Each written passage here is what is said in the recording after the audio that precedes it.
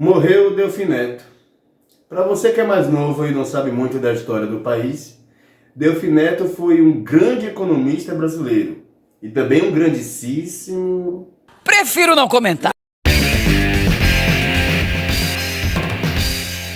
Ele ficou muito conhecido por falar sempre por números. Também em sua memória está registrado que ele teve mais de 100 mil livros em sua biblioteca. E isso não inibe de ele também cometer atrocidades.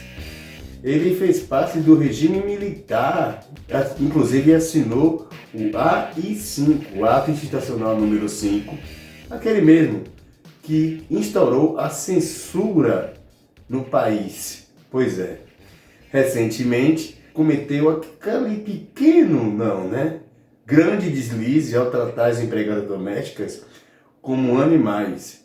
Em sua fala, ele disse que esse animal, quem tem, teve. Quem não tem, não terá mais. Pois é. Em sua defesa, João Pinheiro da Fonseca, lá na Globo News, já foi correndo passar pano para o direitista Riquinho, dizendo que ele estava elogiando a ascensão social das empregadas. Agora também, assim, um retrato de certa parte da nossa elite muito claro, né? 100 mil livros na biblioteca não o impediram de chamar empregadas domésticas de animais, né? Uma frase essa que a gente repetiu aqui agora. Quem teve esse animal teve, quem não teve não terá mais, porque... está acabando. Você viu que ali ele estava elogiando também o fim do emprego doméstico. Ele estava vendo com bons olhos a ascensão, mas usou uma expressão, com certeza, da marca do seu história, do seu privilégio. Para você ver como certa elite acha, né, que está prestando uma homenagem e externa ali essa visão preconceituosa. Recentemente também, dentro da Globo News, durante um debate sobre as questões das joias, ele começou a passar pano para Bolsonaro, dizendo que, se ele devolveu a joia, tá tudo bem. Lula ganhou relógio caríssimo de dezenas de milhares de reais. Qual é o cabimento de um líder de uma república ganhar esse tipo de presente e ficar com ele? Então, o relógio que o Lula ganhou, as joias valiosas que o Bolsonaro ganhou, se enquadram todas no mesmo exato tipo de presente. Um presente visando a pessoa do presidente numa situação e num valor que, de forma alguma, um presidente deveria aceitar e ficar com esse presente. Eu acho que, do ponto de vista ético, fica bem claro que ambos agiram de uma maneira bastante inadequada.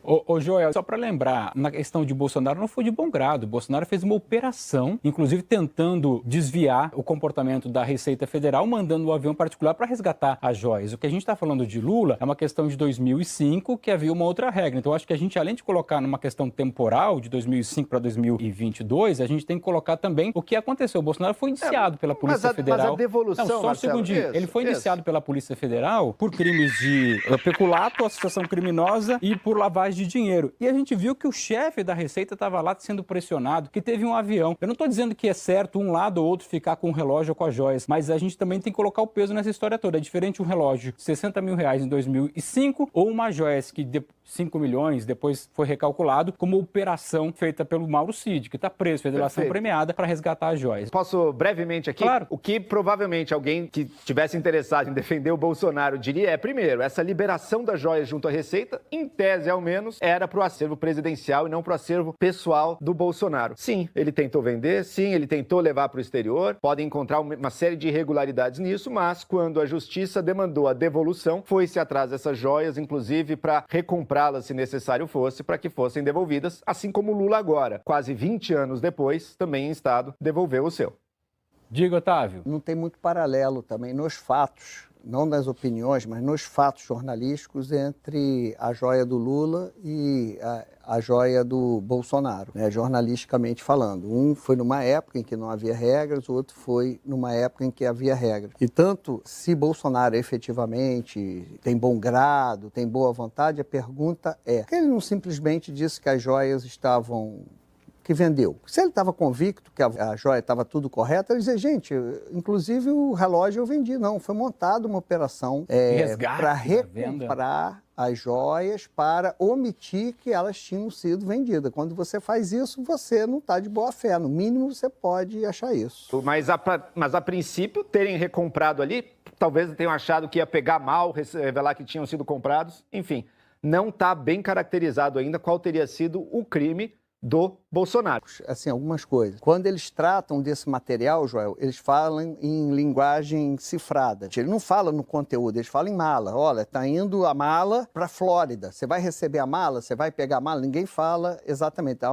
ali uma certa preocupação em falar o termo joia. A maioria das mensagens falando sobre as joias foram apagadas. Eles escreviam e apagadas. Quando Marcelo Câmara, que é um assessor de Bolsonaro, diz que o kit ouro branco pode ser descoberto após o estouro do escândalo, Mauro Cid responde, aí eu vou ser literal, foda. Ele escreveu isso. Se era legal, por que era, abre aspas, vou ser literal, F, 3 pontinhos. Não.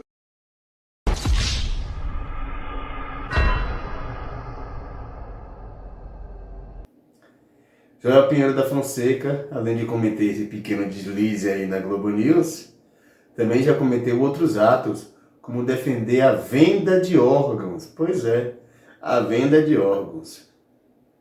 Joel Pinheiro da Fonseca é a síntese do puxa-saquismo da direita brasileira. Ele não aguenta ver um riquinho passando apuros que ele que vai correndo para passar pano, que nem aquele episódio do Pica-Pau. É mais um daqueles comentaristas que nos fazem mais rir do que prestar atenção e levar a sério os seus comentários. Uma pena que pessoas como essa estejam na televisão, pois elas, esse tipo de pessoas, modam a opinião de quem está assistindo. E é um risco muito grande para a volta da direita perturbada voltar ao poder. Que pena. Eu sou Antônio Jorge Tabireza, pode me seguir nas redes sociais, estou lá no Instagram, no Twitter, no TikTok e no Facebook, é só marcar lá, @AJTabireza que você me encontra. Meu canal no YouTube, Tabireza News, ative o sininho para receber as notificações de novos vídeos. Fico por aqui, um abraço do Jorginho.